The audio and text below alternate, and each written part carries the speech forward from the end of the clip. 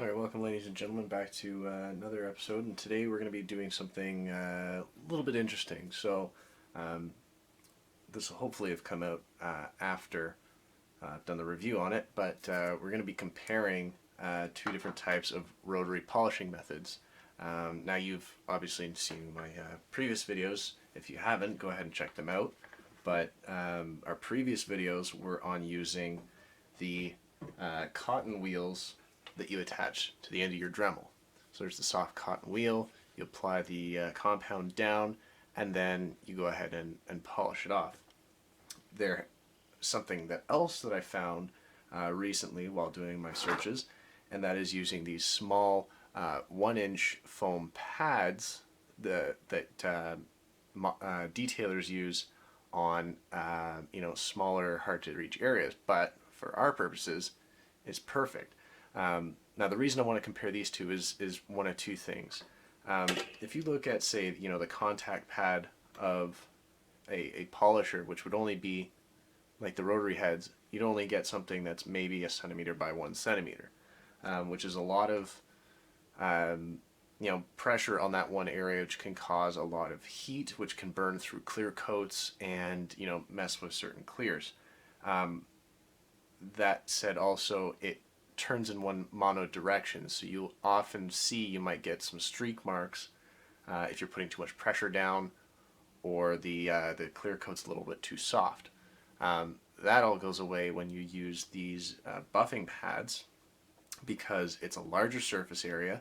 We've almost got 4 times the surface area that we do on the rotary heads, and it's spinning in a circular direction that you can also oscillate in the opposite direction to get rid of all of those streak marks, and there's a larger surface area that reduces the amount of heat, which just also gives a better finish because it doesn't burn through as easily. So that's what we're going to do today. What I've got here is MPC's 1/16 scale Shelby Cobra, and this one we're going to be doing in an all chrome finish, so we're going to start with a black. Now you can start with Guns' GX2 or Alclad's gloss black base, whatever floats your boat as far as your gloss black goes.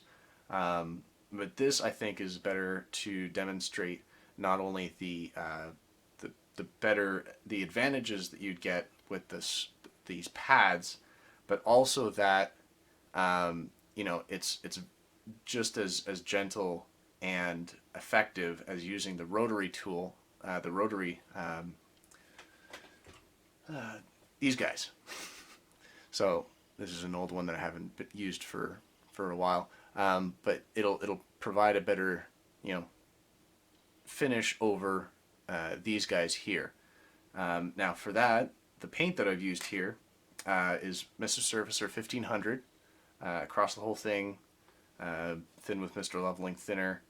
And then we went over with some 3000 just to kind of smooth all the big bumps down here and there. And then what we've gone ahead and done is done 2 coats of Tamiya X1 black, which is their gloss black. As you can see, it's not a very gloss type finish. It's more of a light satin. And not only that, but it's also an alcohol based paint that is very fragile to polishing. You can burn through it easily, and this, I think, will help demonstrate that these buffing sponge pads are far superior to the rotary heads. So what we've gone ahead and done is we're going to work on this trunk area, because it has most of the complex curves of the fenders, the wheel arches, the trunk, which is a large flat surface area, and then some little smaller areas that are hard to get to. The compound that we're using today for that is Shoal Concepts S20 Black. This is a little bit heavier than the S3 that we have and the S17, so it'll be a good kind of base for us to go. And it's also considered one-step compound. So we're going to go ahead and do that. So just a couple of more kind of ground rules. The rotary polisher, obviously, we've mounted on our keyless chuck on our Dremel. I'm using the flex shaft. And as you will have seen before, on the sponge pads, we've modified the head of the Dremel slightly to provide a distance for the cap here that fits the 90-degree head and the attachment for the sponge pads. So it works as more of a, an actual polisher. So anyways, we've gone ahead and we've used our cotton bud here to prime the surface on the left side here for the rotary tool head. And so we're going to go ahead and polish that up, and then we'll go ahead and switch over to applying it with the the sponge pads. Alright, so now as you can see here, we've gone ahead and we've polished that and buffed that up. A few things to note: you can see, again, a little bit of burn through going on. And this is 2 coats of lacquer thinned Tamiya X1.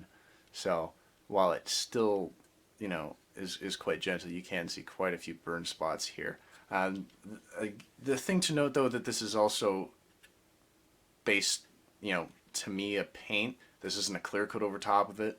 It is lacquer thin, so it's got a little bit more bite, but it's not, super durable just as a paint by itself. Obviously, you'd want to use something a little bit better for your gloss blacks. Alternatively, you could use this method, but again, you're going to have to worry about burn through. This is just to demonstrate, that the sponge would be a little bit better over the rotary tool, in a sense, in just general polishing, which is why we're just going with the standard black, on primer sort of deal to kind of give it the best option. So go ahead and wipe this off with a microfiber cloth, all the leftover residue on the paint. And this is just polishing compound that's just left over. So I'm going to go ahead and wipe that up, and we'll come back when that's done. We'll go ahead and compare. Okay, so while you can see here that we've got a far better polish over that. Obviously this isn't a clear coat and we haven't gone through the wet sanding process, but again, you can see burn through here on the fenders and up top, but far faster than, say, a normal hand polish would go. So now we're going to go ahead and move on to the sponge pad and the rotary head. I'm going to mount that up, and then we'll start giving it a go. Alright, so we've got the 90-degree head mounted to our flex shaft here, which is a little bit easier to handle and maneuver rather than a large Dremel sticking off the back end. So for those of you that haven't watched any of these yet, we'll go ahead and I'll demonstrate this for you. So as usual, making sure that your your polish is it doesn't have any dry bits at the top. Always give it a good shake. I bought this S20. It didn't really have any of the smaller 250 gram size containers, comparing like the S3 here, versus the the S20 size. I'm sure they sell it. I couldn't find it at the time. Anyways, so what we're going to go ahead and do is we've got our sponge pad mounted here, and we're going to go ahead and prime the pad. So unlike with the rotary head where you could try and put it in and it's just going to fling right off, priming the head just helps with again with heat and making sure that you've got a wider surface area that's working a little bit more efficiently. So we're going to put a couple of decent sized gobs on here, and then just using your finger, we're just going to go ahead and kind of push it and work it into the surface of the pad. If you watch any car detailing videos online, you'll see that they do this just to help get the pad ready for work, and it just gives an overall barrier in between just straight sponge or material and the paint surface. So we've got that nicely worked into the pad now. When we press our finger into it, there's a little bit of residue. It's just a light kind of dampness. What we're going to do now is just put a few more gobs on. Okay, and we're going to take the other side of the body, and we're just going to kind of dab it around, sort of like if you were to do sponge painting. So with this method, you can basically remove the need to have that cotton bud kind of lying around, possibly an inferior type that would burn through or cause scratch marks. With this, it's a nice soft sponge, and you're putting it all across the working surface. Okay, so now that we've got that nicely on there, we're going to go ahead and polish it up with this. Obviously you've seen the other videos, so I'm just going to go ahead and do that, and then we'll come back when she's all done. Okay, so we've done our first pass, and the key to the first pass is to set in the compound.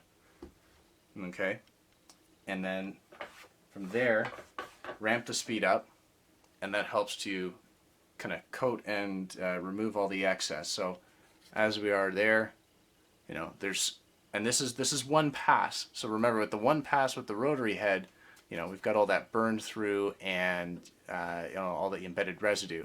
Right now, we've only done one pass. There's no burn through. The whole piece was sprayed equally as one. So we've got no burn through, no nothing. So we're going to ramp the speed up.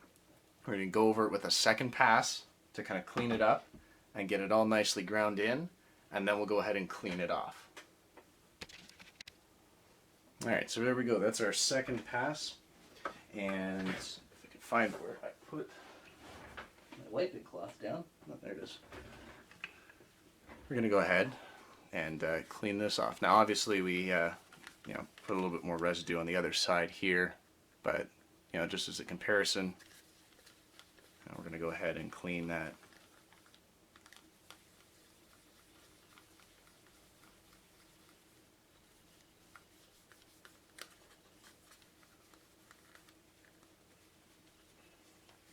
And again, we're looking at it, I see no burn through marks, no excessive wear through, no heat development or inclusion of compound into the surface of the paint. And yeah, so I guess you guys can kind of agree here.